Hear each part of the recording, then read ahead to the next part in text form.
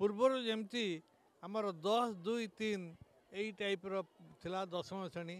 तापर +2 तापर 3 वर्ष ग्रेजुएशन से ढांचार कंप्लीट परिवर्तन हम परिवर्तन होगी प्राथमिक स्तर एवं +2 पर्यंत गोटे गोटे स्कूल रो तेणु पिलाटी प्राथमिक स्तर आसी +2 शेष कला पर्यंत 11th क्लास शेष कला पर्यंत से गोटे स्कूल पढ़ी पार ना परिचयटा फास्ट मु government girls high school unit 8 जने सीनियर शिक्षयित्री सुजाता विश्वाल।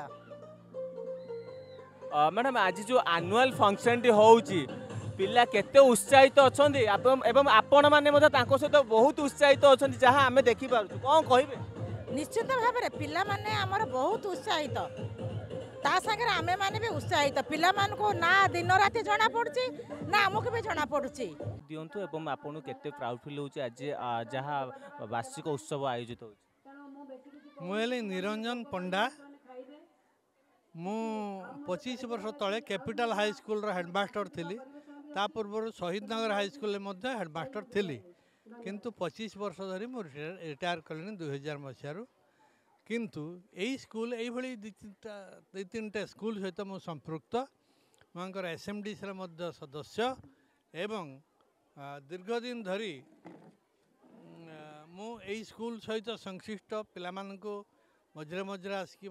शिक्षादान करुच्ची ता सहित जो एसएमडीसी जो कार्यक्रम हुए अभिभावक मानकर सभा हुए से आम अभिभावक मानू सठिक रास्तार पिला माने चलवाई जो दिग्दर्शन दवा कथा सेटा आम दे था तेणु यही भाव में दीर्घ 20 वर्ष धरी मुझे कम कर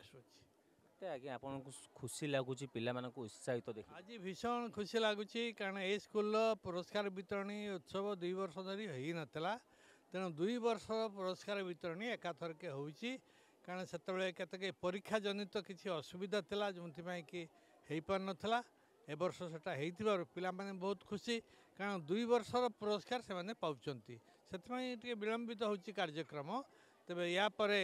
जो नृत्य गीत कार्यक्रम रही मु तो हेटा प्रति वर्ष देखें अति चित्ताकर्षक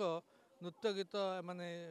परिवेषण करथांती स्कूल टी बेस्ट स्कूल ऑफ ऑल कहले अत्युक्ति हेब नहीं भुवनेश्वर जेते गुड़िए स्कूल अच्छी 8 नंबर बालिका उच्च विद्यालय ता भितर गोटे उत्कृष्ट विद्यालय कहले अत्युक्ति हेब नहीं। शिक्षानुष्ठान एक नूतन नियम लागू है NEP कौन कहे नहीं देखो नेशनल एजुकेशन पॉलिसी 3 वर्ष पूर्वर ताहा स्थिरीकृत होता किंतु चलित वर्ष जेहेतु धर्मेंद्र प्रधान आमर शिक्षा मंत्री अच्छा केन्द्र में तेणु से चाहते यही वर्ष ठारू यही नुआ शिक्षा नीति को लागू करेंगे पूर्वर जमती आमर 10, 2, 3 यही टाइप्र थिला दशम श्रेणी तापर +2 तापर 3 वर्ष ग्रेजुएशन से ढांचार कंप्लीट परिवर्तन हम परिवर्तन होगी प्राथमिक स्तर एवं +2 पर्यंत गोटे गोटे स्कूल रो तेणु पिलाटी प्राथमिक स्तर आसी +2 शेष कला पर्यंत 11th क्लास शेष कला पर्यंत से गोटे स्कूल पढ़ी पार तापर विभिन्न सुजोग अच्छी जो माने मझिरे पाठ छाड़ी दौले जो माने ड्रॉप आउट होते से किसी व्यवस्था नथिला आगरू किंतु नूतन शिक्षा पद्धति रे से ताको गुरुत्व दिखाई जड़े 3-4 वर्ष पाठ छाड़ला परे जदि से आसिक चाहे पुणी आउ थे से एडमिशन नब से नहीं पार एवं से निजक क्वालिफाइड कर तेणु नूतन शिक्षा नीति बहुत किसी भल जिनस अच्छी जोटा कि यही वर्ष ठार आम ओडिशा रे लागू हेब। दशम परीक्षा संपूर्ण भाव बंद हो याकू नहीं कि पिला मन जो उत्कंठा थाए दशम मैट्रिक परीक्षा का जो उत्साहित से रहती तो या ऊपर किसी इफेक्ट पड़े बोली आप भावुना ना ना दशम जिते दशम पर्यंत रही बर्तमान परीक्षा पद्धति अच्छी एबे तो मार्च 21 फेब्रुआरी 21 रु आमर सेकेंडरी बोर्डर जो दशम श्रेणी परीक्षा कार्यक्रम अच्छी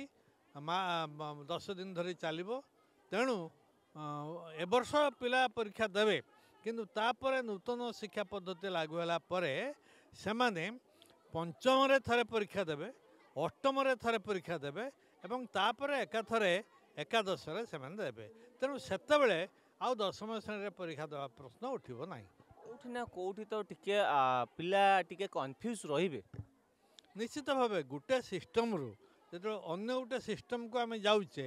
ଅଭିଭାବକମାନେ ତା ସହିତ ସମ୍ପୃକ୍ତ ନୁହନ୍ତି। ଆମେ ଯେଉଁ ଶିକ୍ଷା ସହିତ ସମ୍ପୃକ୍ତ ସେଇମାନେ ଏ ବିଷୟରେ ଜାଣୁଛୁ, କିନ୍ତୁ ଅନ୍ୟମାନେ ସଠିକ ଭାବରେ ଏହି ନୂତନ ଶିକ୍ଷା ପଦ୍ଧତିଟି କ'ଣ ତାହା ହୃଦୟଙ୍ଗମ କରିନାହାନ୍ତି ଆଜି ପର୍ଯ୍ୟନ୍ତ ଏବଂ ସେମାନେ ଧୀରେ ଧୀରେ ଏଗୁଡ଼ା ହୃଦୟଙ୍ଗମ କରିବେ। ଏହାର ବହୁଳ ପ୍ରଚାର ପ୍ରସାର କରାଯିବ,